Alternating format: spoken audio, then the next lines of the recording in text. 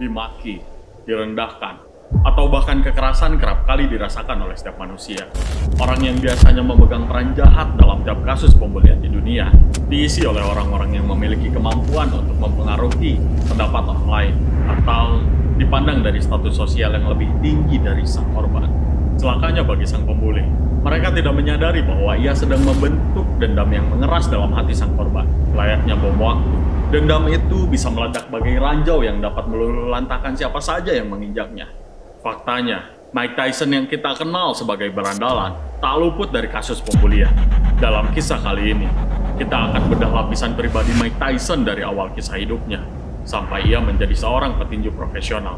Video ini bukan tentang atlet hebat dan sempurna, tapi ini adalah kisah tentang keinginan besar seorang pemimpi yang berhati lembut.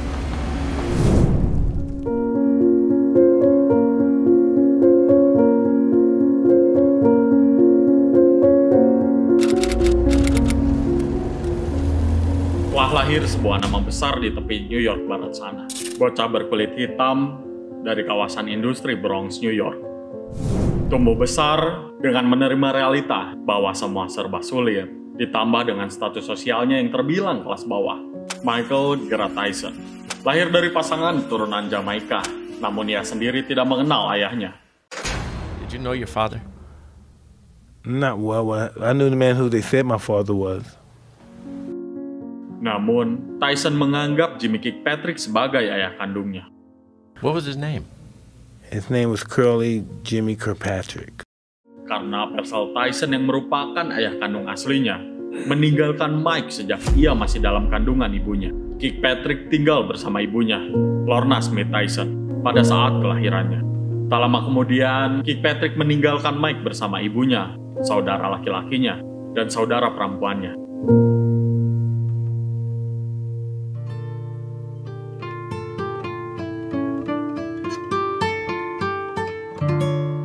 Bocah malang yang kelak menjadi salah satu nama besar tinju dunia itu ditempa secara tidak langsung oleh kesulitan, bahkan kekacauan, oleh realita yang ia dapati semasa tumbuh dan besar di daerah kumuh, yaitu di Brooklyn, New York, yang dikenal pada saat itu adalah sebuah kawasan dengan tingkat kejahatan paling tinggi di negara bagian.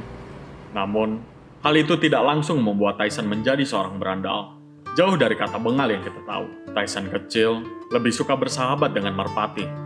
Dan ia memberikan ketulusan hatinya yang ia tidak dapatkan dari siapapun. Menjadi sosok remaja yang menutup diri dan cenderung pemalu, Tyson selalu jadi sasaran bullying. Dari sekian banyaknya kasus perundungan yang terjadi, Tyson yang pada saat itu berusia 10 tahun, didatangi oleh remaja yang meledek dirinya bermain dengan merpati. Tak berhenti di situ, remaja tersebut merebut dan mematahkan kepala merpati. Kepala dan badan merpati yang terpisah itu dilempar ke arah Tyson, sehingga sweater pemberian ibunya berlumuran darah. Hal itulah yang kelak membuat Tyson menjadi seorang monster pendendam. Dan kejadian ini juga menjadi perkelahian pertama dalam hidupnya.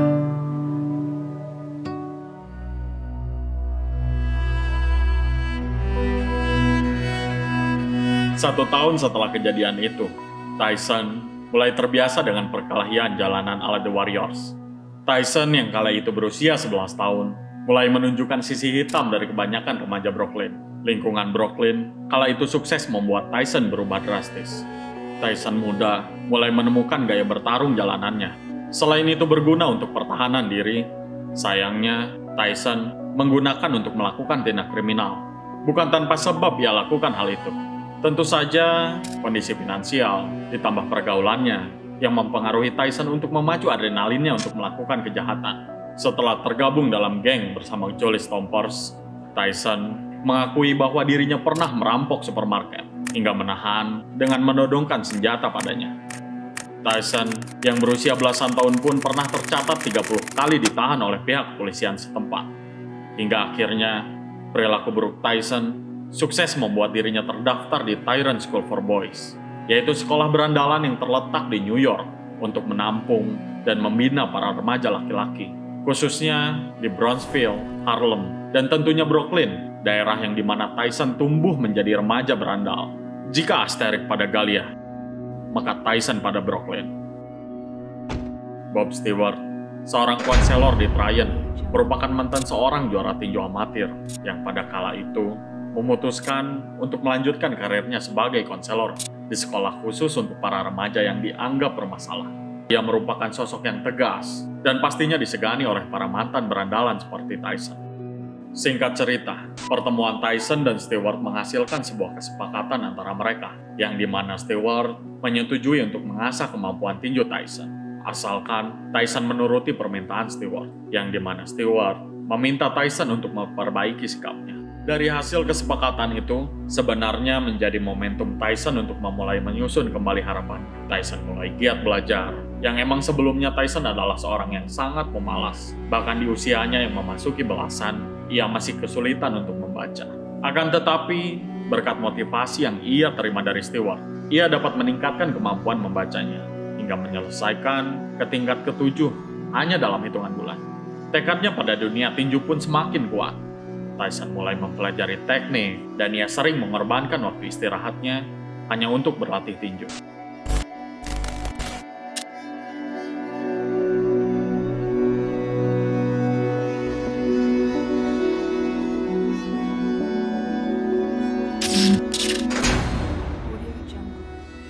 Pada tahun 1980, sorotan dunia teralih pada kasus tertembaknya musisi besar dunia John Lennon.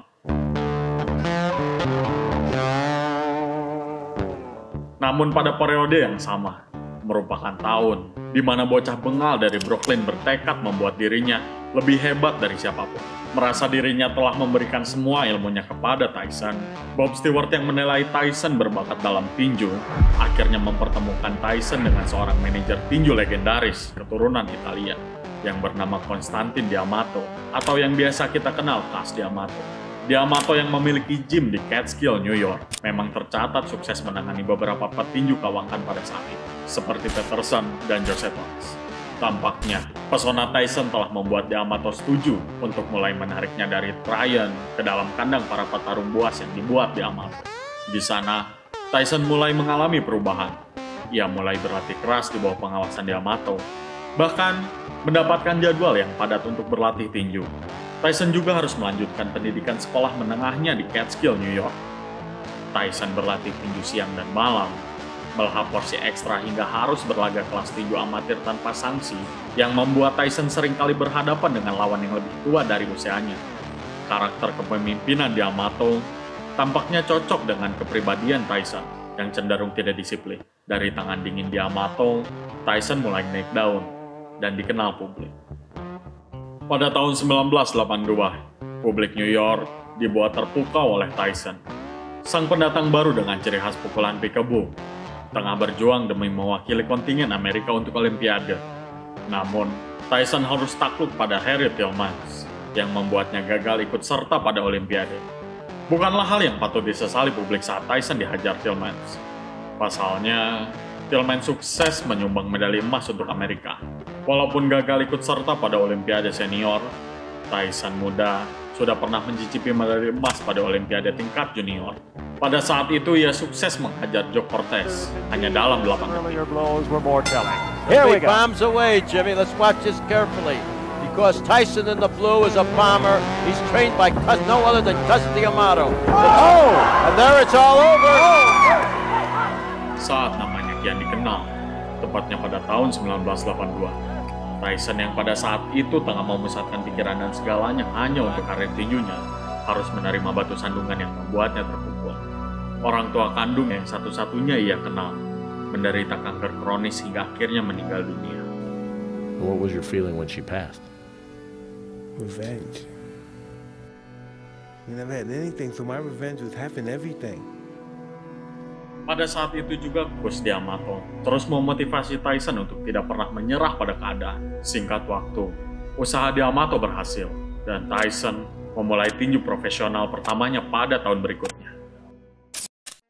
Tidak ada peristiwa apapun yang mengguncang New York pada 6 Maret 1985. Semua mata tertuju pada Albany.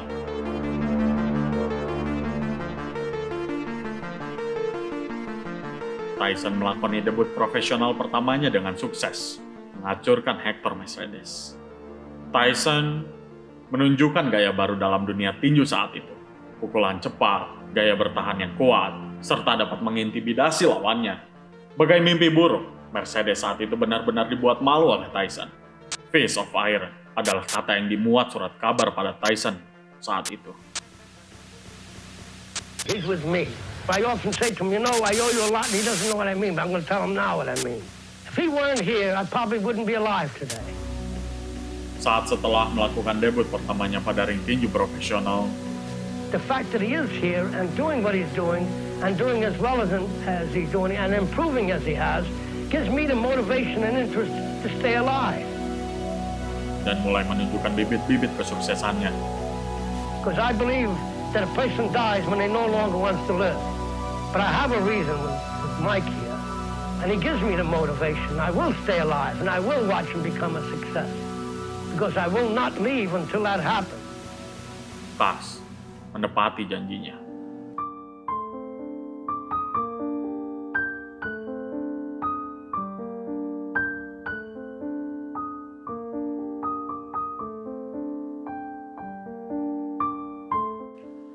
Tyson harus kehilangan sosok teman, ayah, pelatih, sekaligus idolanya. Cus D'Amato meninggal dunia akibat penyakit pneumonia. It's interesting, Mike. You get emotional when you talk about Cus. Why didn't he want you to show emotion? Did he equate it with weakness? I don't know what he did.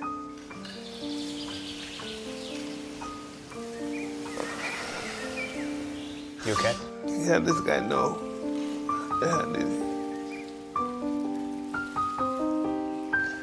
I didn't know I was the one. Tyson ditinggalkan D'Amato saat usianya menginjak 19 tahun. Dan sejak saat itu, Tyson tak pernah lupa pada pribadi mendiang. That shouldn't be hard to do. He's like my father. To me, he's my boy.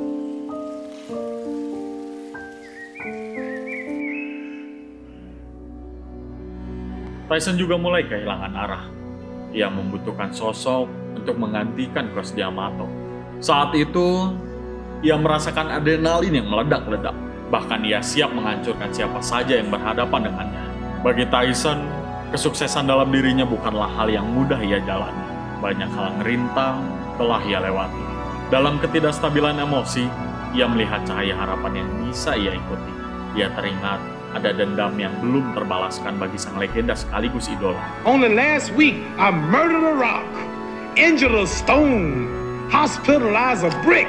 I'm so mean, I make medicine sick. Man, dude, fast.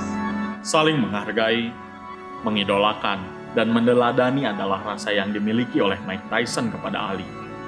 Hubungan mereka penuh dengan emosi. Dua legenda besar tinju yang memiliki banyak cerita untuk dikisahkan. Dan kisah tersebut akan ada di video selanjutnya.